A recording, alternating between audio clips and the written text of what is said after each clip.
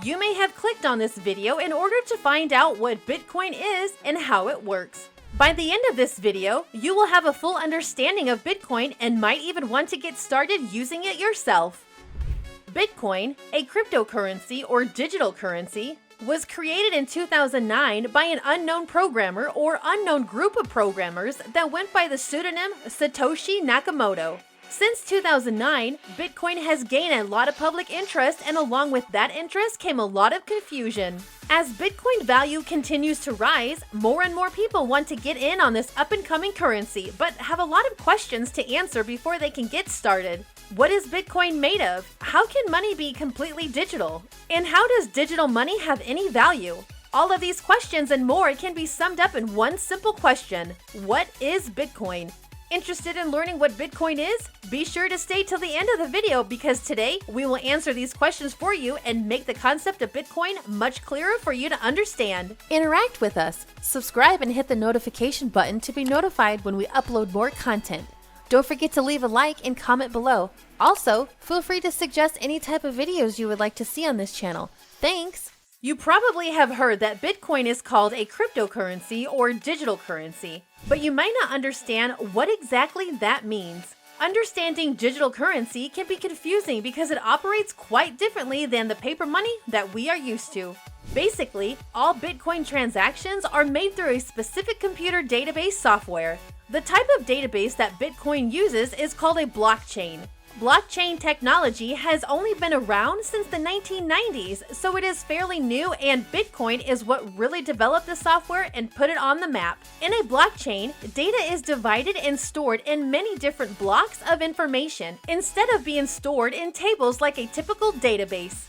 Once a block is full of information, it is connected to the previous block of data in chronological order. All of the data in the blockchain is stored in this timeline of information that cannot be edited or altered. In the case of Bitcoin, most of the data has to do with transactions. So when Bitcoin is transferred from one user to another, that data makes up a block and it enters the blockchain. The entire history of Bitcoin transactions exists in this timeline. Bitcoin software is decentralized, meaning that it is owned by all of its users and not just a specific person or company. This decentralized blockchain allows anyone from anywhere in the world to make transactions using Bitcoin, and for anyone to view the history of transactions in the blockchain. A common misconception is that Bitcoin transactions are completely anonymous. The transaction data in the blockchain is encrypted so that the identities of the people involved are masked. Instead of putting specific names on transactions, a sort of digital address that belongs to the people involved is used.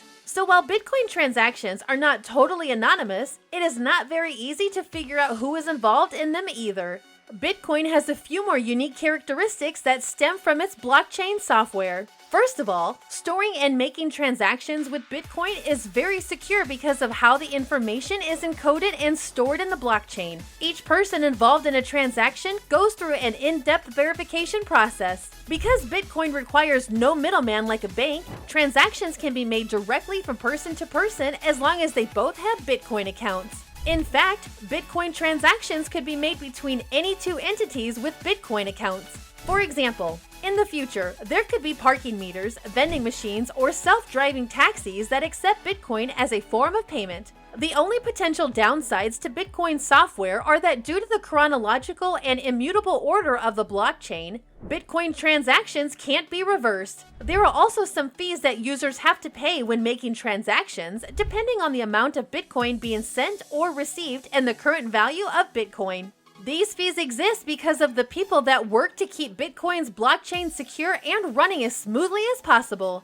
Bitcoin miners solve complex computational math problems that can only be completed by specialized computers. The math problems that they solve help to verify the information in the blockchain, which makes transactions secure and prevents fraud from going unnoticed.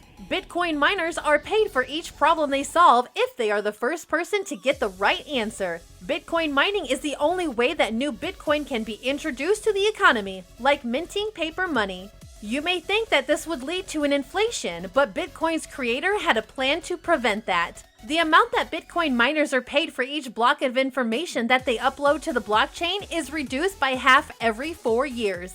This means that in 2009, miners were making 50 Bitcoin per block, and as of 2020, they make 6.25 Bitcoin per block. Based on the exchange rate, miners can still make over $100,000 worth of Bitcoin for solving a single mathematical problem. According to Bitcoin's creator, the total amount of Bitcoin that can exist in the world is 21 million. At the rate that things are going, this cap will be reached by the year 2140. After that, no new Bitcoin will be introduced. Because Bitcoin miners provide an essential service to keep Bitcoin transactions secure, they will continue to be paid exclusively using the Bitcoin collected from transaction fees. Anyone can be a Bitcoin miner, but it requires expensive high-tech computers and a lot of time. Now that you understand the software at work that makes Bitcoin what it is, let's tackle another aspect of Bitcoin that people struggle with. What makes Bitcoin money? Or in other words, how does Bitcoin have value as a currency?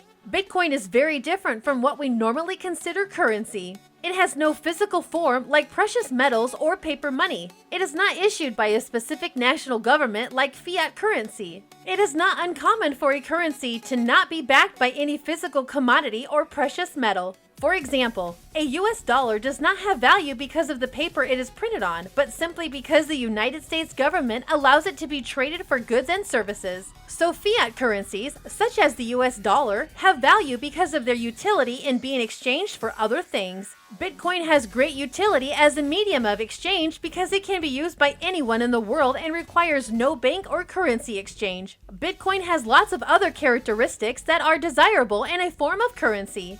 As a digital currency, Bitcoin is obviously easily transportable because payments can be made from a smartphone. Bitcoin has no physical form that could be lost or damaged, so it's very durable. Another important characteristic of currency is divisibility. A single Bitcoin can be divided up to 8 decimal points, making it very easy to divide and spread. Also, because of Bitcoin's complex blockchain software and the miners that verify the legitimacy of all transactions, counterfeiting Bitcoin is extremely difficult to do and very rarely happens. All of these characteristics make Bitcoin a good candidate for being a currency, but what really gives something value is scarcity.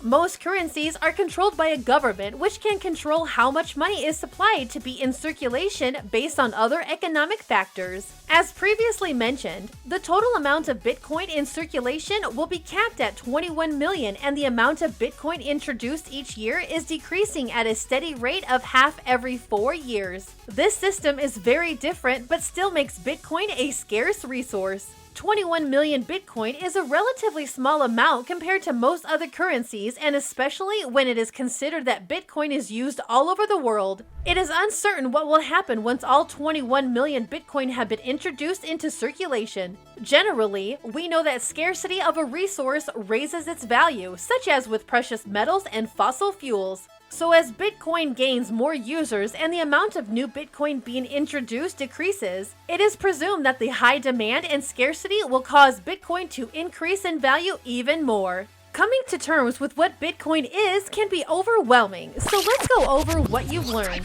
Bitcoin is a digital currency, which means that it stems from a computer program. In the case of Bitcoin, this computer program is called a blockchain. When a Bitcoin transaction is made, all of that data forms a block, which is then chained to the previous blocks of information in chronological order. Because Bitcoin software is decentralized, anyone can add data to the blockchain and anyone can review the timeline of information that exists. This is why Bitcoin usernames are encrypted to make transactions a little more private. Bitcoin's blockchain software is able to guarantee secure transactions because of the Bitcoin miners that work to verify all of the data added to the blockchain. Bitcoin miners use high-powered computers to solve complex math problems. These problems help to verify Bitcoin transactions in the blockchain. Bitcoin miners are rewarded with Bitcoin if they are the first to correctly solve a problem and upload a block of data to the blockchain. This is the only way that new Bitcoin can be entered into circulation, and as mining progresses, the amount of Bitcoin awarded decreases. This will continue until the year 2140, when it is projected that 21 million Bitcoin will be in circulation. After this point, Bitcoin miners will be paid using only transaction fees and no new Bitcoin will be introduced.